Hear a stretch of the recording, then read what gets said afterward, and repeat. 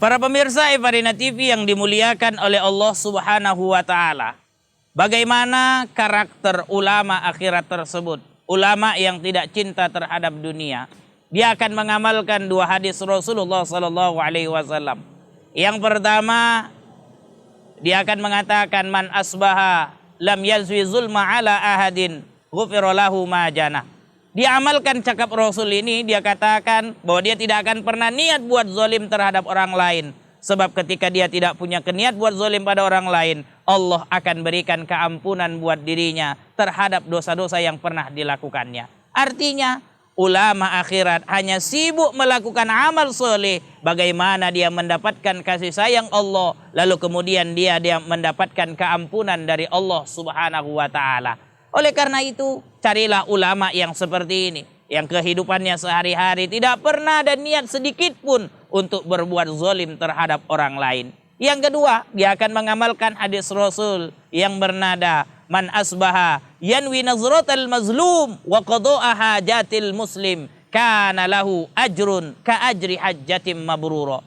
Siapa yang sejak pagi hari dia berniat menolong orang yang sedang terzolimi atau menyelesaikan hajat orang muslim lainnya, maka dia akan mendapatkan pahala seperti pahala haji mabrur. Artinya, ketika ada ulama yang kesehariannya hanya sibuk memikirkan siapa yang layak untuk ditolongnya, atau bagaimana dia menyelesaikan hajat orang muslim lainnya, yang dimulai dari ilmu, harta, dan akhlak, bagaimana dia memberikan contoh dalam kehidupannya, maka saat itulah kita harus berdekat-dekat dengannya. Sebab pada dirinya terdapat tanda-tanda kesolihan, tanda-tanda orang yang dekat kepada Allah Subhanahu wa Ta'ala. Ulama yang seperti inilah yang selalu akan diberikan cahaya oleh Allah. Akhlaknya selalu menunjukkan akhlak yang orang haji mabrur. Akhlak orang yang memiliki harinya demi hari akan melakukan kebaikan dalam kehidupannya. Khairun nas, kata Rasul, anfa'uhum linnas. Sebaik-baik manusia, kata Allah, adalah yang bermanfaat buat orang muslim lainnya. Ulama akhirat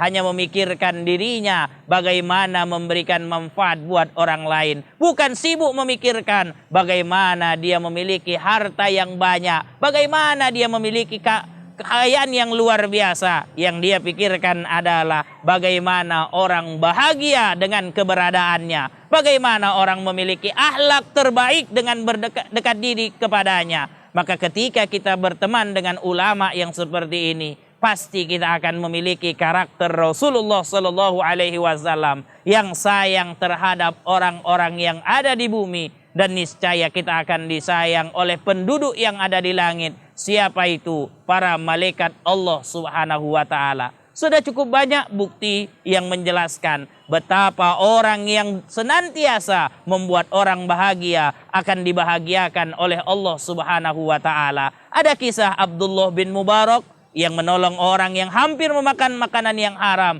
malah diberikan oleh Allah Subhanahu wa Ta'ala pahala haji mabrur. Ada kisah Nabiullah Ibrahim alaihi salam yang menyebabkan dia ditetapkan sebagai kekasih Allah ketika dia gemar berbagi kepada orang lain. Ada kisah Rasulullah Sallallahu Alaihi Wasallam yang senantiasa memberi makan kepada orang Yahudi yang buta, yang akhirnya Yahudi tersebut tahu bahwa yang memberi makannya adalah orang yang selalu dicacinya. Lalu akhirnya Yahudi tersebut pun masuk ke dalam agama Islam. Apa sebab?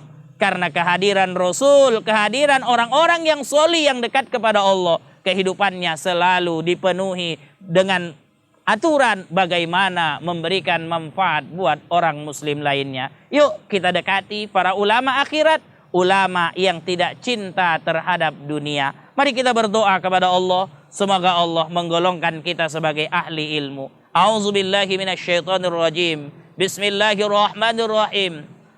Alhamdulillahi rabbil alamin, wassalatu wassalamu ala asyrafil anbiya'i wal mursalin wa ala alihi wa sahbihi ajma'in. Allahumma ja'alna wa ahlana wa auladana wa aulada auladina min ahlil ilmi wa ahlil khair, wa la taj'alna wa iyyahum min ahlil jahli wa ahlil dhair. Allahumma ya Rabbi bil Mustafa balligh maqasidana waghfir lana ma madha ya wasi'al karam. Rabbana atina fid dunya hasanah wa fil akhirati hasanah wa qina azabannar. Wa sallallahu ala sayyidina Muhammad wa ala alihi wa sahbihi wasallam. Walhamdulillahi rabbil alamin. Demikian kajian kita hari ini tentang keuntungan dekat dengan ulama. Semoga Allah Subhanahu wa taala senantiasa memberikan kesempatan kepada kita untuk dekat dengan para ulama. Saya mohon maaf atas segala salah dan khilaf. Wabillahi taufiq wal hidayah, waridha wal inayah. Assalamualaikum warahmatullahi wabarakatuh.